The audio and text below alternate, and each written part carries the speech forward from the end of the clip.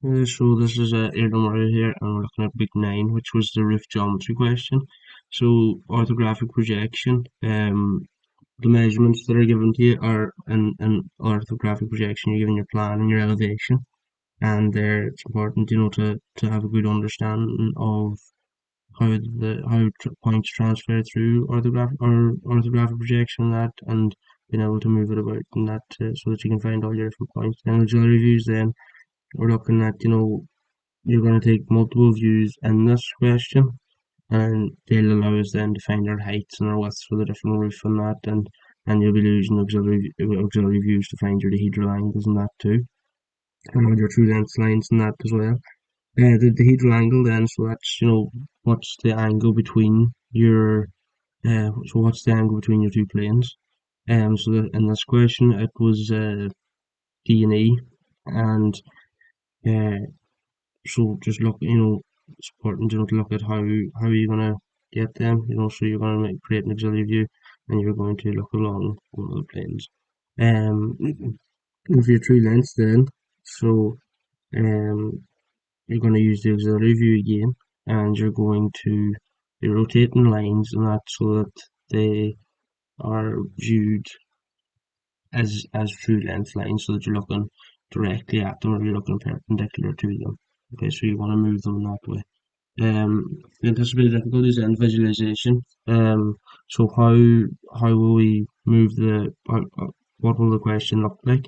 Are you taking your auxiliary views and that there from the right places and that? That's all things that visualization is important to take note of. The dihedral angle. So it can be kind of hard, you can see in this part here that how they took it. But some students will have an awful lot of bother actually memorizing the method to take it, but also where they should be taking their auxiliary view from and the steps behind it, and then find the true length then. So it can be very difficult then for some students to memorize, where to take your view from the auxiliary views again, similar to the angle question. It can be hard for them to see that there kind of thing. And so the resource then, so I have so that there should actually say physical model. So you can see that, here's our view D, and here's our view, or sorry, here's our plane D, and here's our plane E. And you can see the plane between them, and by moving the resource about, it'll allow the student to um, see what's meant to be going on. And then for the teaching strategy, then, so we'll introduce the class the topic. We'll explore the key principles of it and using short questions and that, and just a quick recap so you can imagine you're leaving cert exam short questions and hand them out maybe 3 or 4 of them, and each key, or hand them out maybe one on each key principle. That'll relate to the question that they're going to be given later on in the class, so that they just remember and they can recap then on how they go about it.